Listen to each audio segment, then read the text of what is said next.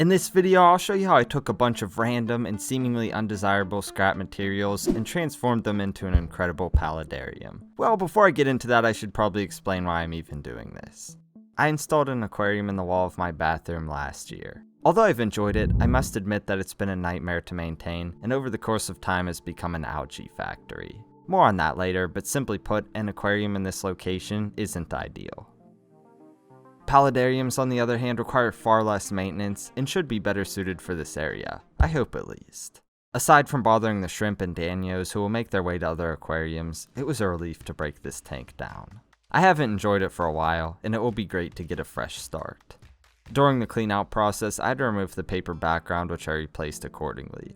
You'll notice that some of the tape is visible now, but that's fine, you won't see it later. Unrelated but worth mentioning is that I have to work off the old table for now, because Toby's new setup is still occupying the studio space. Anyway, I went over to the hardscape drawers and collected materials I thought would work for this design.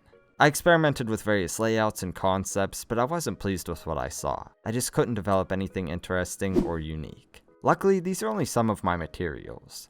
I recently went through everything to fill the studio drawers with the best of what I have. There's significantly more in my old storage area, but it's mostly just random pieces and remnants from other projects. That's when I was inspired. I thought to myself, you should attempt to create an incredible design with as much scrap material as possible. After all, I don't only have hardscape. There's glass, filter sponges, screen, egg crate, etc. You name it and I'm sure I have scraps of it. I keep it all because I hate wasting anything, and I know it can serve another purpose. As you can imagine though, after creating some 200 unique projects in the animal room alone, there's a lot to work with. Although I didn't always have a stockpile like this, it does take me back to earlier days when all I had to work with were small, mismatched pieces. Truthfully, I still do a lot of that today, but it's generally not the focus of any given project.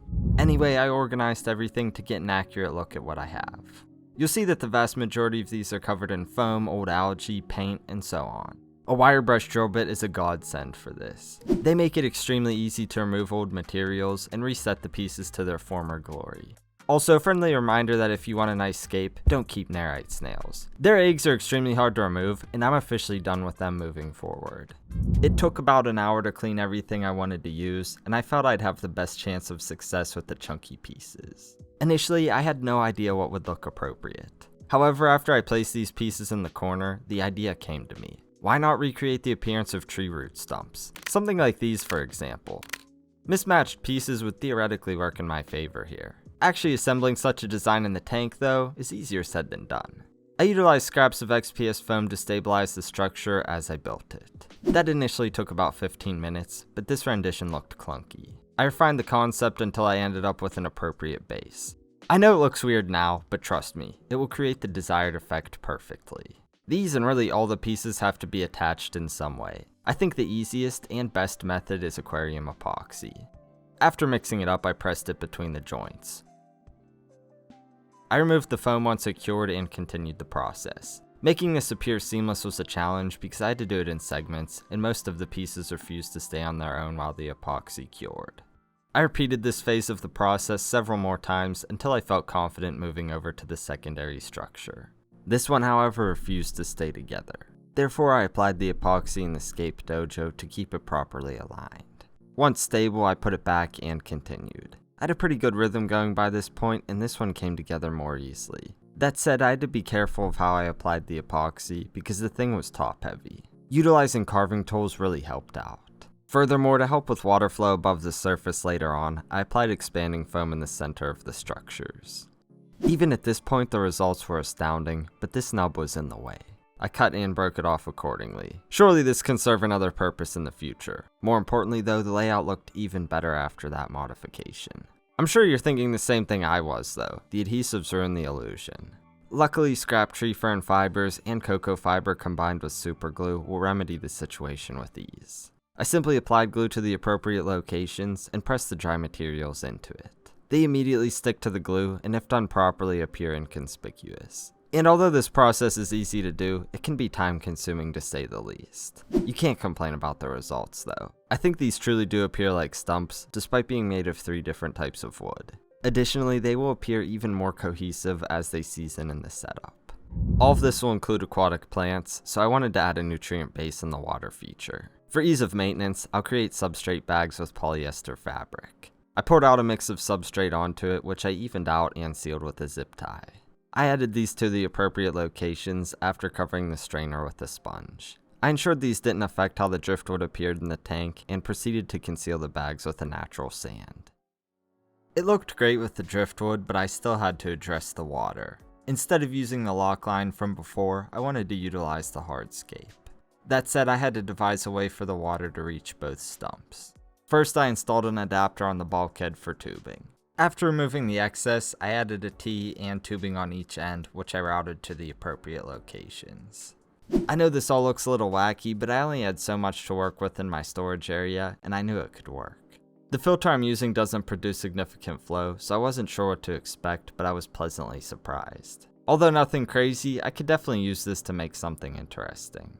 In hopes to anchor the tubes, I drilled a hole through the top of the wood. However, once I did, this piece broke off. To remedy the situation, I drilled small holes on the sides. I wove scrap wire through these to secure the tubing. On the other side, the tubing fit between the wood, so I drilled holes and wired it like before. After cutting off the ends, I could finally get to the details. Within my other scrap bins, I found chunks of sandstone that were perfect for this. I rinsed them to remove debris and broke them down to more manageable sizes. I used them to stabilize the stump on the right and to make the root-like areas between appear more cohesive. Usually it takes a little while to do stuff like this, but these stones fit into place effortlessly. Additionally, I made sure to leave space behind this rock so I can easily access the sponge intake for maintenance. It would have been difficult to address the details above the rim without water, especially without knowing how it would flow down the stumps. That's why I usually allow the water to run when I do stuff like this. Yet again, I had plenty of scraps to choose from for this. My best option was moisture-wicking fabric. I simply draped it over the wood to simultaneously calm the flow and produce a growing surface for plants above the water. Ferns were the first plant that came to mind. I thoroughly rinsed them to remove all the substrate. Prior to adding them, I also rehydrated sphagnum moss, which I'll wrap around their roots and for other purposes. The crags within the structure made it easy to wedge the plants where the moss can wick water for their roots. Long term, they'll eventually grow down into the water itself. I also stuffed moss between the spaces to further wick water across the surface. The void in the back was trickier to address because I wanted it to be suitable for moss. I solved this by zip tying a rock to the end of fabric. This will keep it fully submerged at all times. Then I wired chunks of filter sponge around the tubes to fill the space. Finally, I pulled the fabric over this and built up topography with moss to further the wicking effect. The result being a self-watering island of sorts. The process on the other side was very similar. I wove wire around the back to inconspicuously anchor a fern behind the wood. I wedged another in front of this. Fabric and moss placed in appropriate locations expanded the growing surface for other plants. In this case, a mini Photonia and heaps of Java moss. I propagate this all aquatically so it still looks stringy. Long term, it ends up looking like this when it grows above the surface, which will dramatically alter how everything appears. Within it, I added a cryptanthus as well. I'll do more later, but this was a good start. I poured sand in the water feature to create a dramatic slope toward the point between the stumps. I also had gravel from a recently dismantled tank, which I sprinkled in for more texture. Small details like this always make a huge difference in the end. As for the foliage, I began with hydrocaudal. It'll grow fully aquatic now, but long term will breach the water's surface, which looks incredible. An assortment of epiphytic bucephalandra within the cracks of the stumps helped break up the monotony. I filled the background with a forest of cryptocorini as well. I think these greatly complement the roots and will be a nice refuge for fish fry. Typically, I wouldn't fill and drain a tank so many times during construction, but I wanted to ensure the plants appeared well underwater. While it was full, I took the time to place Anubias nana petite, which really brought things full circle. It was great to finally see it back in the wall as well. What was even better though was how these small root-like branches tied into what I've done so far. They brought much needed movement and interest into the piece. My only complaint is that I wish I would have added them sooner, so I could have glued them in. That said, I did my best to lock them in areas where they're stable. After filling the tank for the final time, I added more Anubias, Susvassertong, cuttings of ficus, and the floating plants. There were many times throughout this build when I just wasn't sure how it would come together. However, in the end, I'm pleased with the result. I think it's really cool how I was able to craft such a cohesive and special design predominantly out of undesirable scrap materials. And although it looks special now, it will look even better with the inhabitants.